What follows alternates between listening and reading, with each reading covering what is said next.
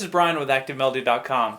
In this week's guitar lesson, we're going to take a look at a Western swing style rhythm, which is very energetic. It's so much fun to play, and this would be something that would be really helpful for those of you that are looking for maybe some ideas on how you might spice up your rhythm playing. Maybe your rhythm playing's become a little bit stagnant and you're looking for some different chord voicings or some different strum patterns. So I'm going to break down everything that I played in the intro, and we're going to cover it all note for note. Now, I went through the intro 3 times, 3 different cycles, and each time I was playing a different rhythm. Some are 2-note rhythms, some are 3-note rhythms, but I'm going to explain all of that through the course of this lesson. In this video, however, we're only going to take a look at the first one of those. Now, even if you're not into Western swing, you should check out this lesson because you'll be able to apply these chords to other styles like blues or country or even jazz. So in this video we're going to take a look at the first half. If you'd like to watch the other 2 rhythm patterns as well as download the MP3 jam track, which I have in 2 tempos, and the tablature, you can get all of that for this lesson at ActiveMelody.com. Just look for EP185. That's the lesson number for this lesson. So let's go ahead and get started with part 1.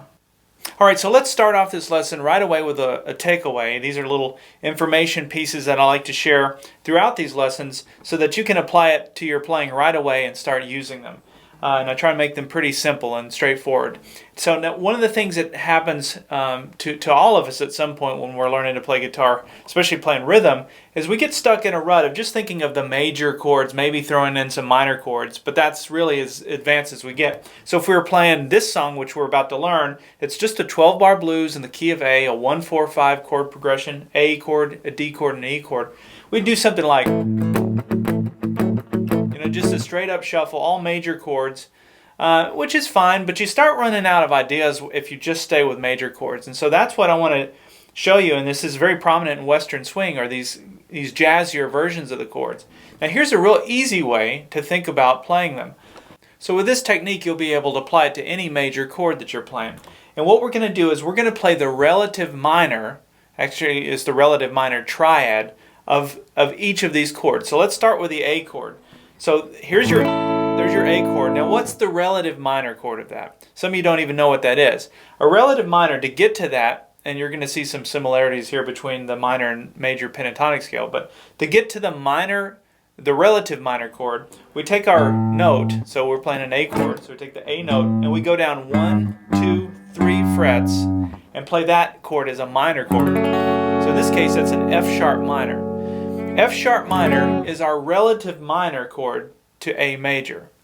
And so like as a quiz, if we were in the key of C, what would be the relative minor of C? Same technique. 1, 2, 3. So A minor is the relative minor of C. And you'll hear this chord progression in music all the time. Going back and forth between the major and the minor. If you're ever looking for ideas when you're writing songs, try working in the relative minor chord of whatever that chord is. It's a very natural sounding chord progression. So now if I just take the triad, or just this little triad just means 3 notes, a 3-note chord. So now we're back to A. So I'm going to play the F sharp minor, just those 3 notes, but I put that against A in the bass. What chord have I just created? That's actually an A6 chord. And so that's an easy way to play a 6th chord. Now what's really cool is you can play this chord and all of its different voicings up in the neck. So that's an F sharp minor. This is an F sharp minor. This is an F sharp minor. And when you start thinking about when the song's in A, you can start sliding that chord in different positions and you get this real jazzy sound, and all I'm playing is an F sharp minor chord. I'm just playing the relative minor chord to A. But by doing that, I'm creating an A6 chord. So that's how you create an A6 chord. This is an easy way to think about playing an A6. Because then all you have to think about is just playing that minor chord, which is something we all know how to do, or I would hope you know how to do that anyway. So I will, throughout the course of this, I'll show you these, or throughout this lesson, I'll show you these different voicings as we get into the specifics. But I wanted to just point out that fact. Now here's one other little extension on that. If you take that 3-note triad, the F sharp minor in this case, and you go down 2 more frets, 1, 2. So that's 5 notes now from where you started. So if we start on the A, we go down 1, 2, 3, 4, 5. You play that minor. It's an E minor, but you have the A in the bass. Now what you're playing is an A9 chord. So now that same principle applies everywhere that you've got an E minor chord now. You play that against, if the band is playing an A chord, and you play that that chord where you're 5 steps away from where you started, you're now playing an A9 chord. Now that may be a little more difficult way to think of it, going 5 steps from where you started, but I just think of that A6 chord, which I do know how to do, and I just go down 2 steps from that. And where you would hear that would be in like a real slow blues. I've done this in other lessons where I've had a rhythm like that, and you could do it up here. So that's walking from the A6 to the A9. So they're very interchangeable and they work well together. And that is what's going to be the root of what we're going to be learning in this lesson. Alright, so now let's get into the rhythm for this lesson. So I'm going to start with the left hand, we're going to go through that first, and then I'll show you the strumming pattern that I'm using with the right hand. So with the left hand, to create the A6 chord, which you know now is actually just an F sharp minor, I'm playing it in a different position. Let me show you how I'm playing this. I got my pinky and my ring finger on the 7th fret, strings 2 and 4. I've got my middle finger on the 6th fret, string 3. And I got my index finger on the 5th fret, 1st string. I'm playing 4 strings in that. It could just be the top 3 if you wanted to be true to a triad. But I like playing that chord because it's just a very slidable chord. And my hand just very quickly goes into that. Once you get comfortable with it, you can do that. One little trick to getting to this chord is just visualize these notes. They're making a D7 chord shape, if that helps. So that's one way to make an A6, a very quick way to do it. Okay, so the other position for the A6 that we're going to go to will be up here. And this one's easy because it's a little stair step. So we have the 9th fret 1st string, the 10th fret 2nd string, and the 11th fret 3rd string. And that's another A6 chord. It's also an F sharp minor, depending on how you look at it. But so you got this version now, and then this version. And look at how they slide.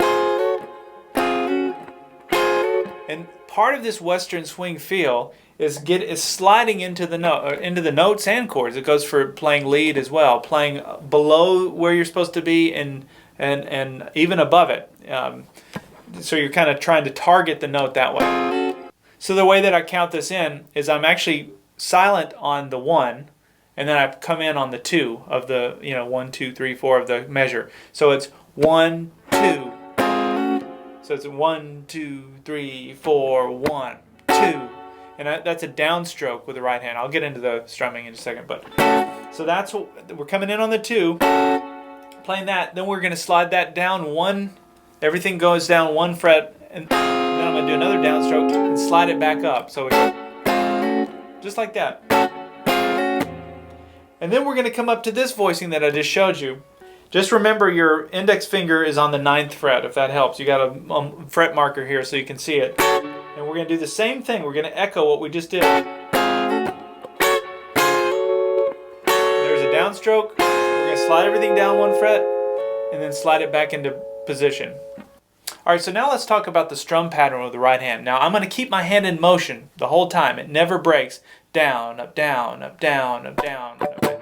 Just like that. Now I want you to just watch my right hand. I'm going to play through this, and you're going to notice there are going to be points where my hand is in motion, but you're not hearing any chords come out.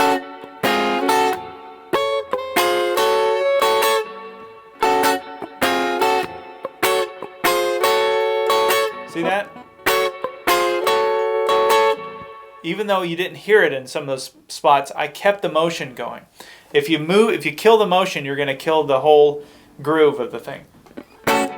Okay, so it starts on a downstroke. And by the way, I've got this in tablature. So if you're a premium member, you can print that out, and I actually have all the strum patterns listed out for this first part, because the rhythm is the key to the whole thing. But we're going to start with a downstroke. we're going to do an upstroke. That's just nothing. And then we're going to do another downstroke. And then we're going to do an upstroke. So we got down, down, up. Down, down, up.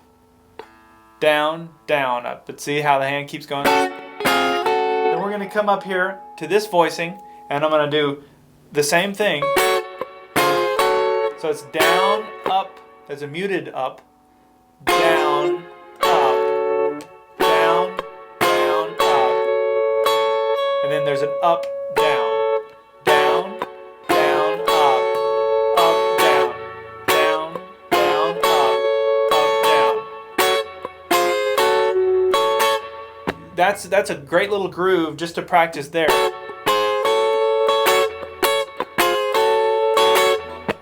And once you get it, it's going to feel awkward in the beginning, especially if you're new to playing this style of rhythm. But once it clicks, it's like it's sort of like why did I not get this to begin with? It's just sort of very intuitive once it clicks, and it will click. Just keep at it. So take a metronome and slow everything down and play it at the most comfortable speed you can in the beginning. Just try and be accurate. Don't try and be fast. Okay, so then it repeats. Now this time I go. Now look at where I went. I went from this A6 chord, down a step, down another step. Now remember where that chord is. When we go down two steps rather, from the A6. That's the A9 chord. That's all that is. I just played an A9. I walked down to the A9. And it's the same strum pattern.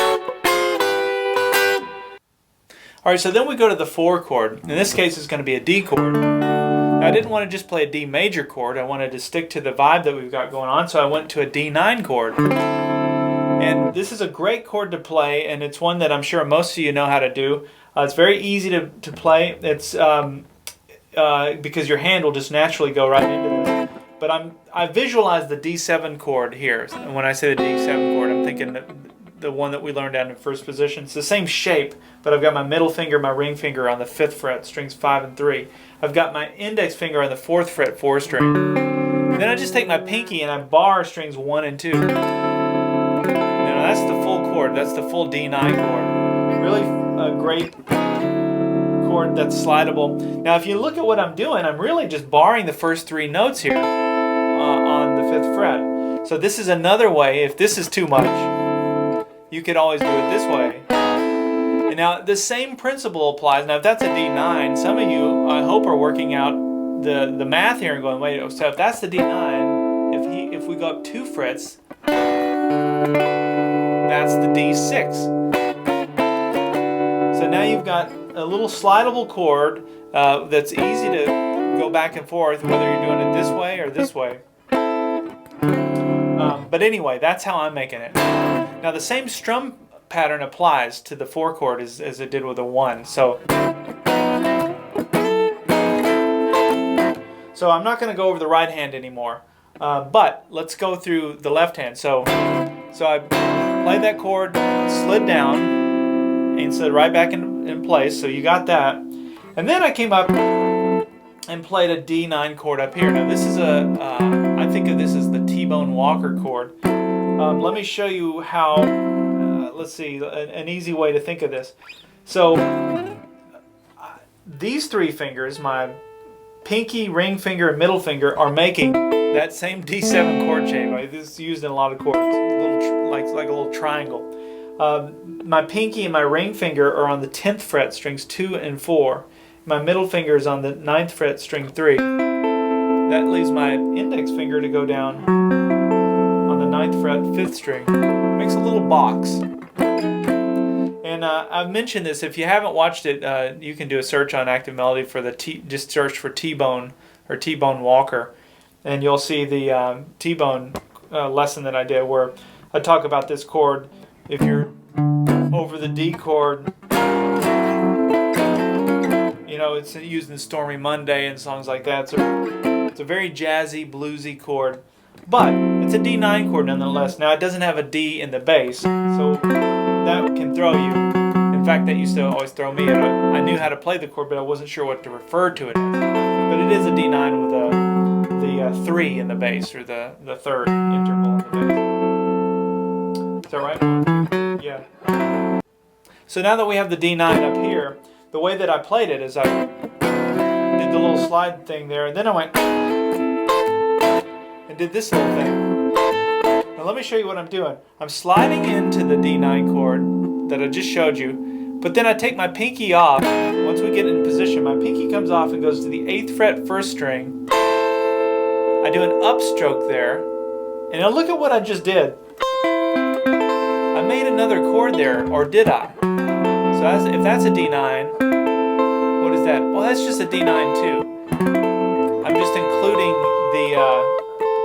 including that 1 string, or the high E string there. So in essence, this is just part of that same D9 chord. You have it here, and you have it here. Now what I did from a rhythm perspective is this little technique. And all I'm doing is sliding into the chord, index finger goes up here to the 8th fret 1st string. I do an upstroke and I hit strings 1 and 2, 1, 2, and 3. And then I take my finger off and put it back where it was. And then when I do another upstroke, I don't hit the 1 string, but I hit strings 2, 3, and 4. So it goes. It happens pretty quickly. Let me do it slowly. See how the right hand stays in motion? Alright, so let's back up from the beginning. So here we go. 1, 2, 3, 4, 1.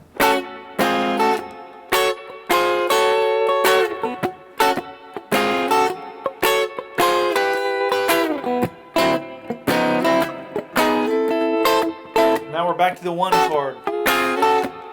And then I went, same little sliding technique, I just went back and forth, back and forth.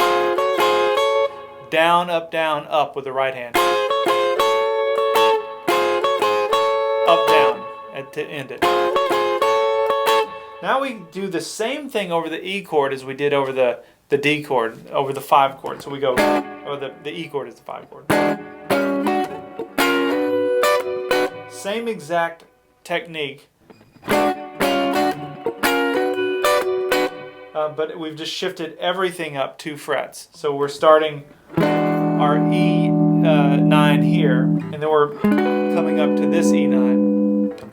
Now one of the challenges you may run into is, how do you improvise in this way without getting lost? So how do I go from a chord here all the way up to here, and without, you know, some kind of a memorization? And you don't want to memorize specific frets, because then you're locked into just the song. And I want you to be able to take these chords and use them when you're doing a blues jam or whatever. But the way that I do is what's going through my mind is I visualize the E major chord, which is here. So I see how this chord, the E9, I see how it rests on this side of the chord. And then I see from here where this pinky is, I got 1, 2, 3 frets here. 1, 2, 3 to come up to this version of the 9 chord. And I can just kind of, you'll get used to it, you know, practice it. Here's a C chord, so your C9 would be here, and then your C9 would be here. And you can start to, if you just practice doing it, you know, kind of with a metronome or something, that would actually be a great little practice exercise, is to take it and go.